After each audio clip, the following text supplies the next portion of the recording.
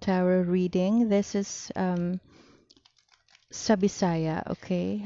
It's been a while nga wala ako naka-read for Sagittarius, but here it is. Okay, because I have time, I also will have a tarot reading para sa mga Bisaya. Okay, kumusta man mo?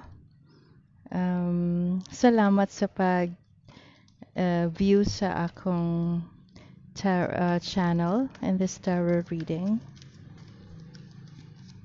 This one is for Sagittarius, sa imong special person og sa kung unsay mahitabo for you this June and July. Your first card is the Wheel of Fortune. Oh, wow, online. Okay.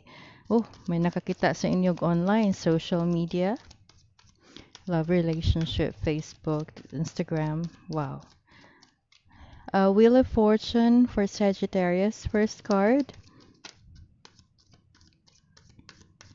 Second card. Kajutsa, kana ato.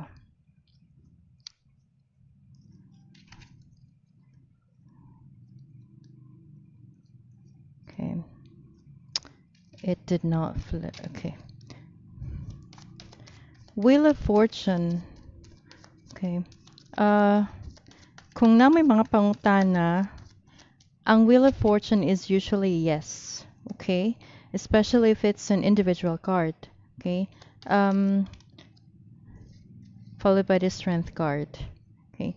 The Wheel of Fortune, it also signifies nga it's time. Okay? Kung unsa may inyong mga plano karon sa kinabuhi, tapos wala pa mo ka-decide kung buhaton ba ninyo na or dili, the universe is telling you it's time. Okay?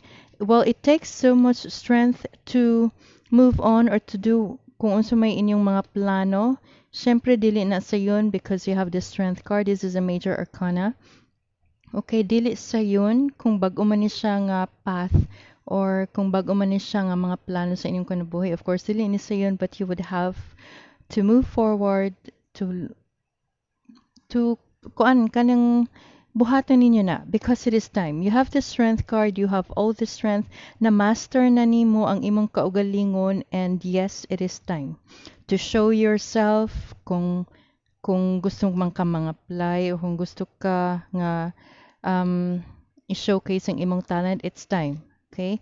Because well, these two cards are major arcana cards. There could be na siguro yung mga panghitabuan niyo in June and July that's very significant for you. Okay, prepare lang. Okay, it's meant to happen. Okay. Siguro sa love life, dili mo ganahan nga mag-start a relationship, pero kung moabot man na siya, moabot na gyud siya. Ayaw pug ni imong kaugalingon. Okay. Now, let's have some more cards.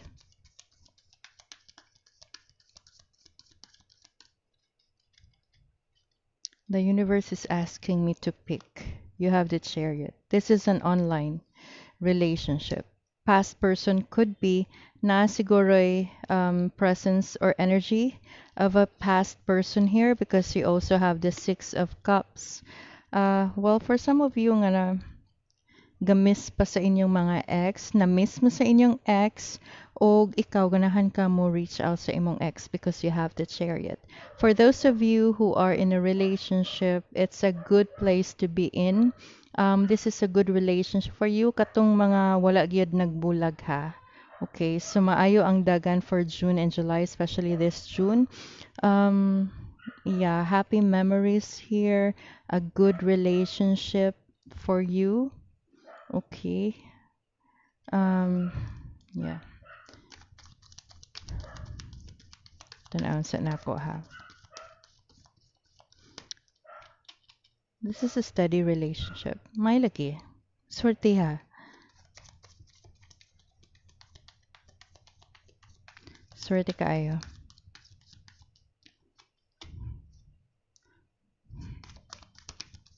Okay. Next card is you have the Knight of Cups.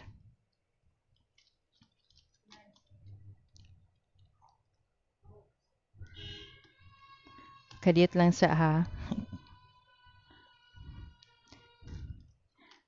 Okay.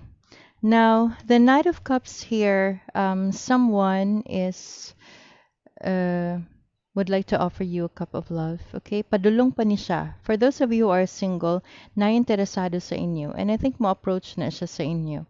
Okay? For those of you who are in a relationship, it's a good place to be in. Kay, I think this relationship will be strong. Okay? A past person could be na ay energy ng past person, okay? Could be nga past person ni siya ang mo-connect sa imuha, or could be that while you are in a relationship na ay nag-aligid nga past person or ex na who wants to offer you an interest or a cup of love also. Pero depende na lang pud na sa imuha, ha? Okay. I also have to draw cards here. You have the King of Swords, maay kayong dagan sa imong work.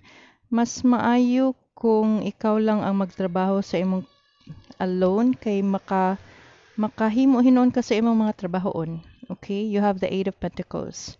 Finances is doing great for you, Sagittarius. Alright? Maayo kaayo.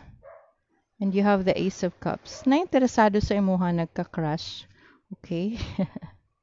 Nagka-crush kini nga tawo. Okay? Well, I have to pause. I have to end this reading for you.